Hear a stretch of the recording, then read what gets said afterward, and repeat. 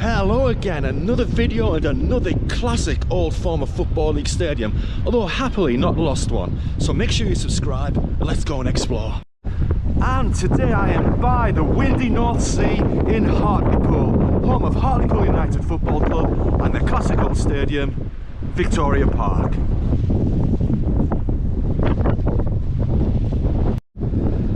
First little interesting fact, by the way, is that for much of the club's history, from its formation in 1908 to 1968, the club was known as Hartlepool United.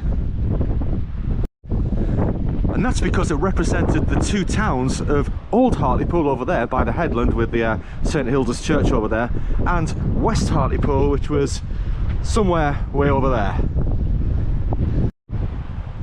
And that's why the club's nickname to this day is Pools, the plural, rather than Pool.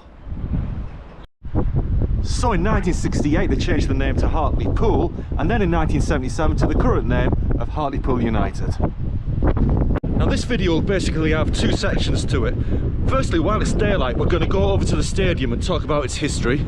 And then after that, we're actually going to catch a Tuesday night match where we'll look a bit more closely at the current, yet another crisis that the club finds itself in. Now you can see the floodlights of the stadium over there, more on that later. But Hartlepool is another one of those northern towns which lazily gets a bad rap, but it's got a lot of good things going for it. Not the least of which is this, the National Museum of the Royal Navy. Beautiful old buildings. Absolutely well worth a visit. I bet a few ex-Pools players have had some cannonball shots. Any come to mind of Pools fans?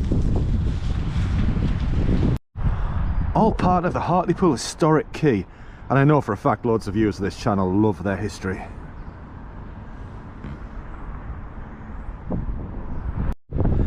And of course the maritime history ties into the unofficial nickname of Hartlepool United, the Monkey Hangers. So named after the legend that the town's residents once mistook a monkey on a ship as being a French naval spy, and therefore hanged, or is it hung, him for his misdemeanours. And some of you may remember that the football club's mascot, Hangus the Monkey, aka Stuart Drummond, once ran to be mayor of Hartlepool and won. Now Victoria Park's one of those old dying breed of stadiums which is really close to the town centre, so as an away fan making the long trip north, you would come off at the train station just there, past the town centre just there, and go up to the stadium just up there. So why don't we do that little walk together right now? Now I know that a lot of you, just like me, reminisce about the time when most Football League grounds had 4 floodlight pylons, one in each corner, which could be seen from miles around. And in a pre-internet era, one of the greatest thrills when going to a new town or an away day was trying to find the football ground by spotting those 4 pylons on the skyline. Now sadly not many of those grounds remain, but Hartlepool is a wonderful exception, and as you come up these steps coming up from the station, what's one of the first things you see over there? The 4 floodlight pylons of Hartlepool United FC.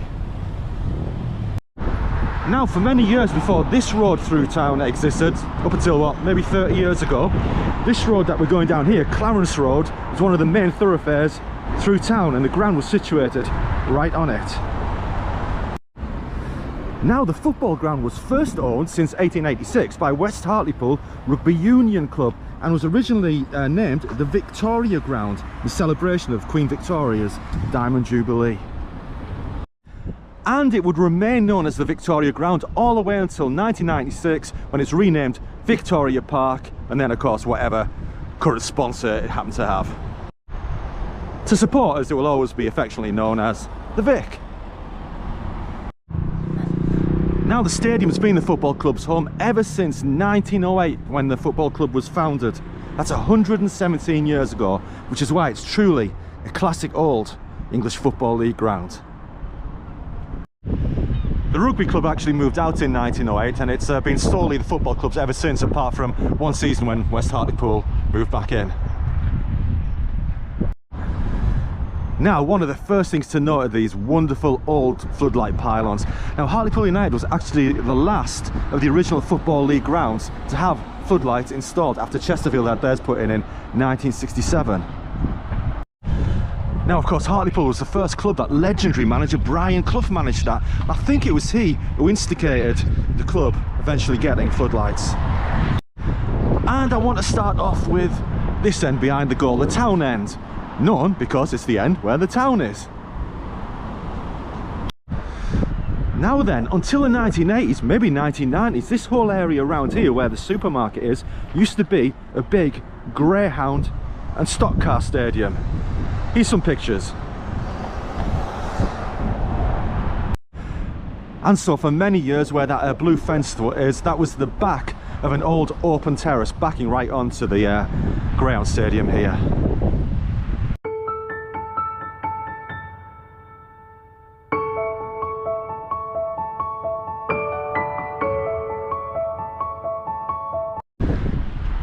And this side over here on Clarence Road has always been the main stand side with the club offices. But in 1916 the original main stand was bombed by a German Zeppelin and destroyed. Of course, Hartlepool being a port town with the sea over there, it would always be close to some of the main targets for bombs.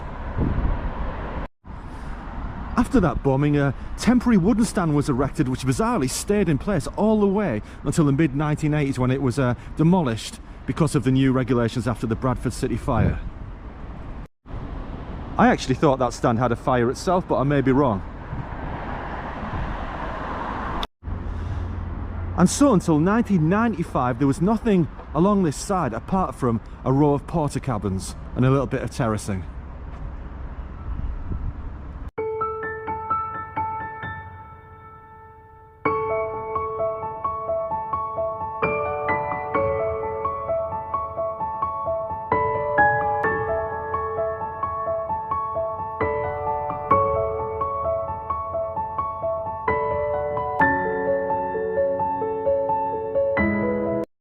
So let's talk about some of the most famous matches at this classic old stadium.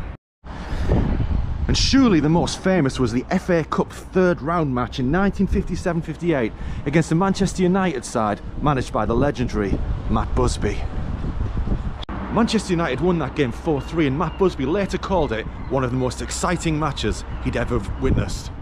And that match also attracted the ground's record attendance of 17,264. But one of the most bizarre days in the ground's history was the opening day of the 1986-87 season. Now, during that previous summer, the local rivals Middlesbrough Football Club almost went out of business and only knew a day before the season started that they would be starting the season on the following Saturday. So at that time, Middlesbrough's own stadium, Ayresome Park, still had its gates padlocked, so they would have nowhere to play their opening game against Port Vale the day after. And it was Hartlepool United who came to the rescue, even though they had a game of their own on the same day. And so on that opening day, incredibly, there were 2 Football League games played on this ground in the same day. At 3 PM, Pools played Cardiff City in Division 4, then about 6:15, Middlesbrough opened the season at home to Port Vale in Division 3. Now, Borough drew that match 2-2, and it's a match that is massive in the history of Middlesbrough Football Club, and one of those that, you know, every fan claims that they were there, but in reality the crowd was what, 3,700, and I was there with my dad.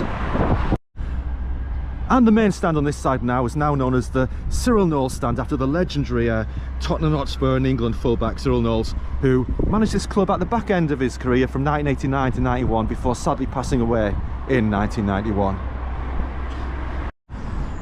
So while we've still got a bit of daylight, let's go and look behind the other goal. Right, so behind here we have the main club car park, and this end has always been known as the rink end.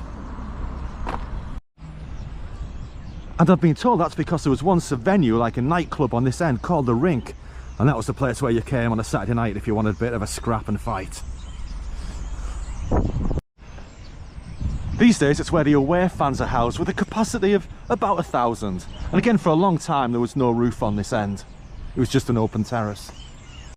And so another famous match at this famous old ground would be the FA Cup third round in 1993, when Crystal Palace came here and lost 1-0 to an Andy Saville penalty on a really icy day in front of BBC's Match of the Day cameras. It wasn't a live broadcast game, but it was the main match on the highlights package on the night, and it goes down as an absolute classic, giant-killing FA Cup match. Pools fans, are there any other really classic matches that you can tell me about in the comments section? Let me know down below. And so we come to the fourth side of the ground, the Millhouse stand. These days known as the Neil Cooper stand, after the late great Aberdeen and Scotland international, who died far too young after managing this club. And this is the stand I'll be going in later tonight, but it'll be dark then and I won't be able to see it as well. And this stand is the biggest capacity section of the ground, in two parts, with the seating on top and a terrace underneath it. In fact, out of a total ground capacity of 7,858, this stand holds 1,832 in the terraced standing and 1,617 in the seated area. It's a stand with a lot of space around it, including this lovely skate park.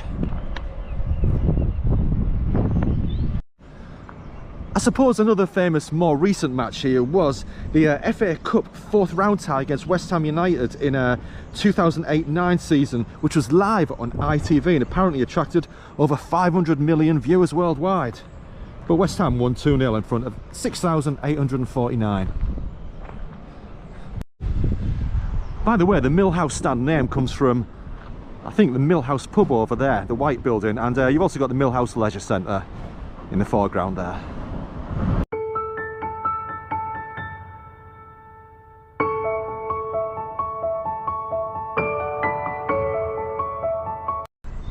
And so I'm back at the town end now with the Cyril Knowles stand in view just there with the white seats, and you can also see the masts of the ship at the historic shipyard just behind that.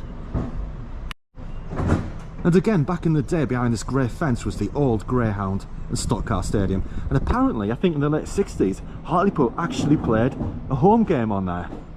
Can anybody comment that they were there? Let me know. So let's talk a little bit about the football club itself. And Hartlepool, of course, were members of the Football League all the way from 1921, when they joined the newly formed 3rd Division North,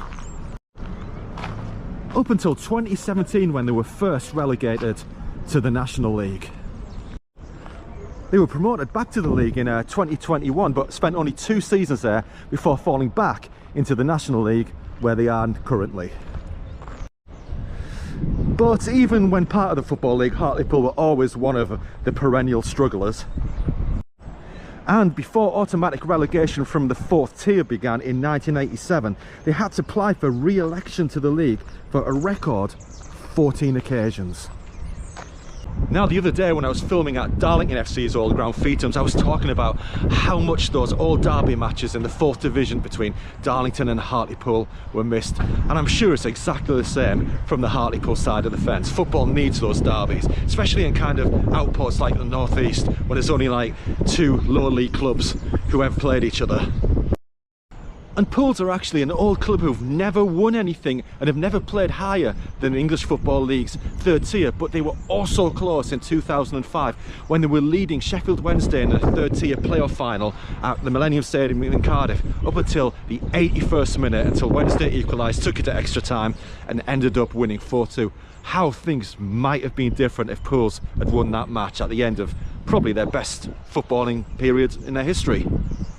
Pools fans, what are your memories of that playoff final day? And Sheff Wednesday fans, if any of you found this video.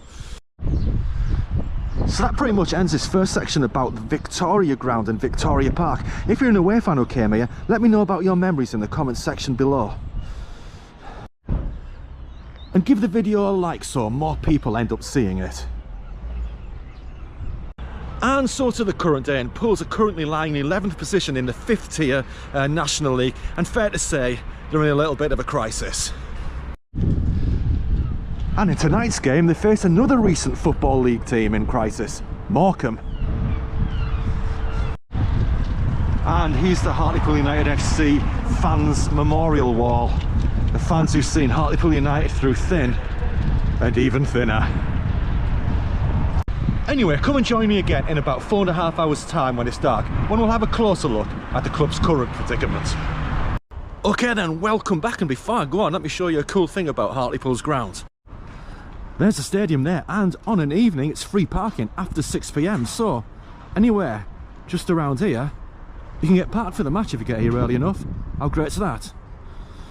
So earlier on I said that Hartlepool are once again a bit of a crisis, and what's it all about? Well, as usual, it's about ownership, it's about money and knowing whether the club's even going to survive. And most of you may know that Hartlepool are currently owned by Mr. Raj Singh, who was, incidentally, the owner of Darlington when they went into administration in 2012 and eventually went under.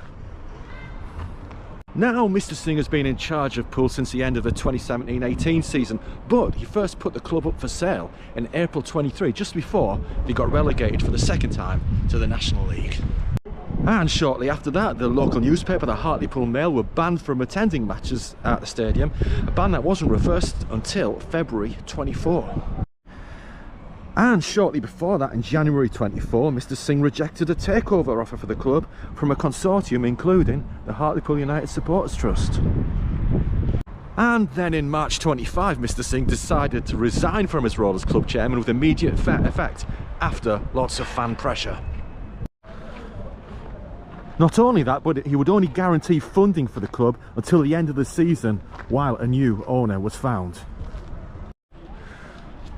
But of course a new owner was not found, leaving the club and the fans in a state of continual limbo. And so come the summer, the owner put out a poll to the fans asking them directly whether they wanted him to stay, and apparently the majority said that they would want him to stay, but I'm not sure if that's the full story.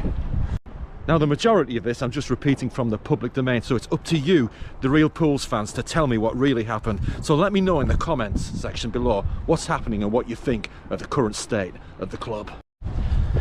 And that's not the end of the story, because in August this year the club decided to ban local BBC Radio T's commentator from the stadium, as well as the local newspaper Hartlepool Mail's writer Rob Stelling. And this was all about alleged defamatory and unfactual statements about the club's ownership made earlier this year. And to this day, as far as I know, BBC Radio T's are still not allowed into the ground to commentate on the matches for their fans. Not only that, but the team are currently managerless again, and if you count interim and temporary managers, they're looking for something like the 20th manager in the last 8 years. That is not stable ownership, is it? And so it's fair to say, I think, that Pools are a club somewhat in crisis. And speaking of clubs in crisis, today's opponents are Morecambe FC, who've just come through probably the most tumultuous year in their history. But I'm not going to talk too much about them. Today's mostly about Hartlepool. Before I go in, I just wanted to show you something. Tonight I've got a real match ticket, which is nice. The bad side, admission for a level 5 English football game, £22 of your sterling. Right then, time to go in and see what happens. And so here we are in Victoria Park, looking towards the Cyril Knowles stand over there, and here the Millhouse stand, or the Neil Cooper stand. Seating up there, but I, of course, am in the terrace. I don't normally come to big grounds like this, but my one proviso is that there must be standing terrace so that I can move around and see different things. It feels weird to be in a proper football ground for a change. The thing is that I totally forgot that the terrace bit is uncovered and I don't have a hood with me, so hopefully the rain relents.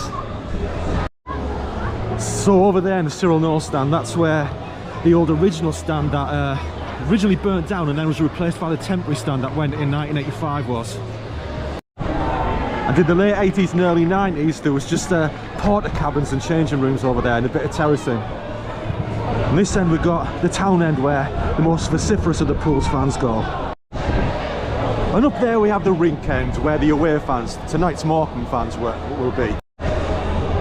And again, the really special thing about Victoria Park, there's not many stadiums left anymore where you have four corner floodlights like this. If you know of any, put them in the comment section below. And it's such a long time since I've been here at Victoria Park. In fact, the last time I came, I think Pools lost 5 or 6-0 at home to Doncaster Rovers. Can't even remember what year it was.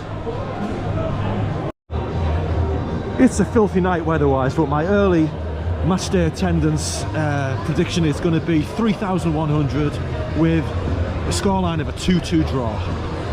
It feels good to be watching football on a proper old-school terrace once again, even if I am getting peed on. At first glance, I'm saying there's about 50 Morecambe fans here. And I've just come to the back of the Millhouse stand to get a proper view of the ground for you.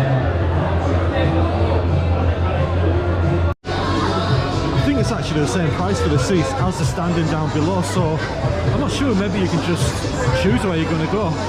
Maybe I'll stay up here. Anyway, in the corner over there you can see the remnants of the old terrace in between the two stands there. And here come the two teams.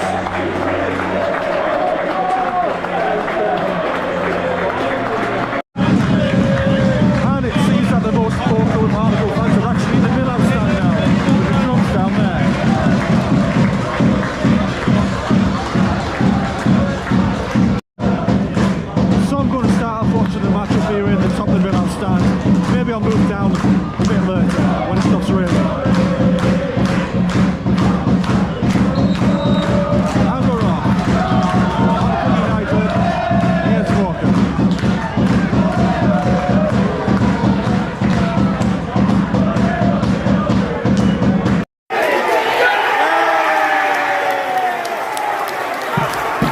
Second minute. Hartlepool 1, Morecambe 0.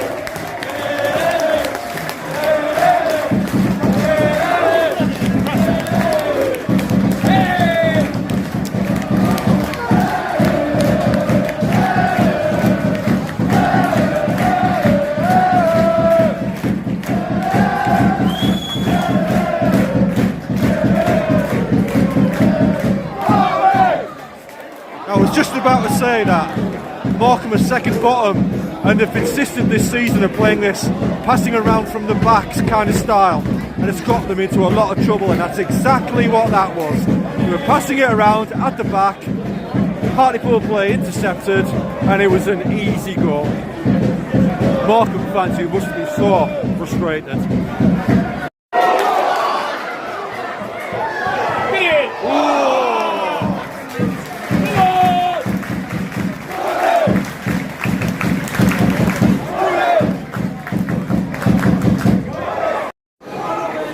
Ooh!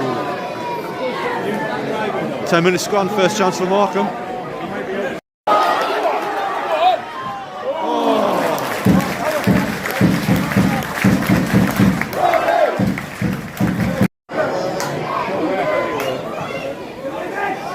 Ooh! Great start of the match, end to end.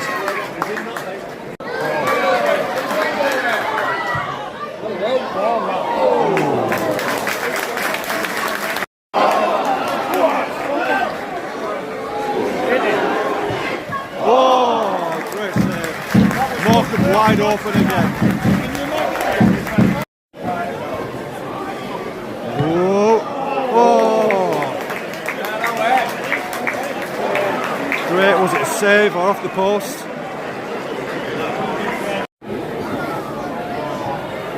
Oh, oh.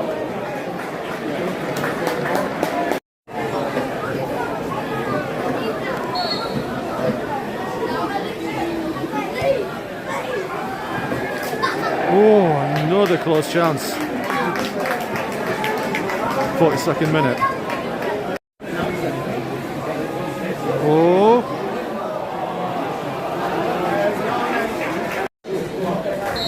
Okay, that's it. Half time. Hartlepool United 1, Morecambe 0. A really enjoyable half of football. Hartlepool started the better. Morecambe shot themselves in the foot with that passing around at the back. And to be fair, since then, Morecambe have played really well and are really unlucky to be 1-0 down. Let's see what comes in the second half. Apparently some Pooley fans have boycotted the match tonight, so we might be lucky if there's more than, say, 2,600 here, especially with the weather. Right then, time for the second half, and I've moved to the other end of the Millhouse stand, but in a similar position. Let's see what it brings. Oh, penalty! It looks soft, but penalty at Morecambe in the 50th minute. Right, 51st minute, chance for Morecambe to equalise in front of the visiting fans.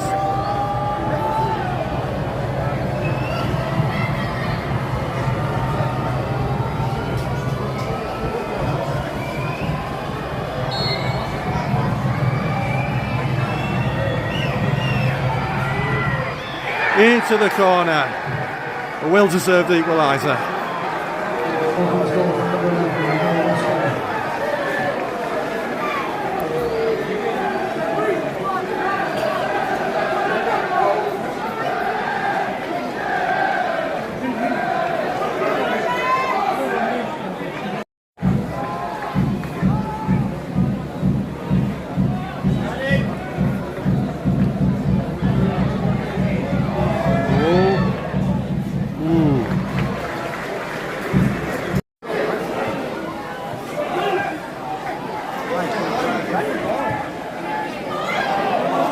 Oh, chance. Ooh.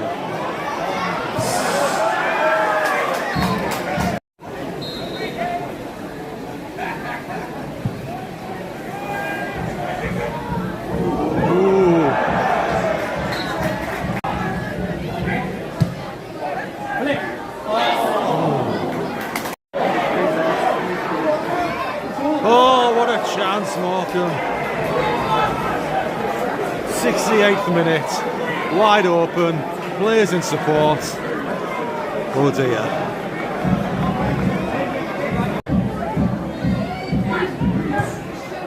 Oh.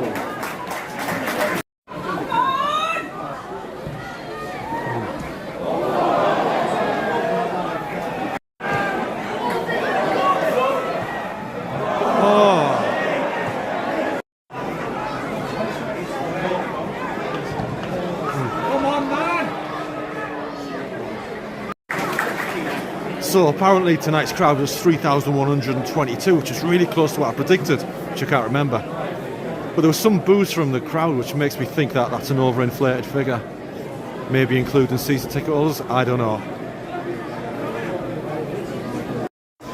Right, into the first of 4 minutes added time. Will we have a winner?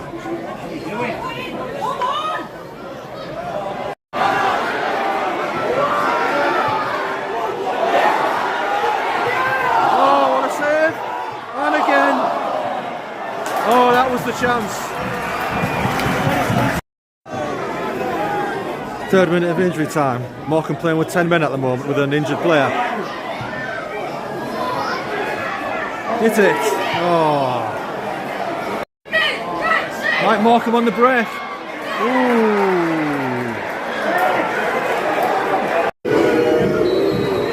And there is the final whistle after an exciting last 5 minutes. Finished Hartlepool United 1. Morecambe won, and just about a fair result, although Pools had that brilliant chance in added time. Overall, Morecambe certainly looked better than a team second bottom in the division. In fact, Morecambe looked pretty good going forward, quite impressive. They just shot themselves in the foot playing around at the back. As for Pools, well, they're lacking a manager. They look decent in parts, but they just need a bit of structure and a bit of solidity going forward, I think. So that is it for this video, looking around Victoria Park and Hartlepool United FC. We looked outside the stadium, we looked inside the stadium. And hopefully you'll agree that this is an excellent, classic, old, former Football League stadium. As for me, hopefully I won't get banned for Hartlepool United for quoting Wikipedia in the car park. Other than that, make sure you are subscribed. Put some comments down below about Hartlepool United and your visits to the Victoria Ground and Victoria Park. like the video, and I'll see you soon in the next one.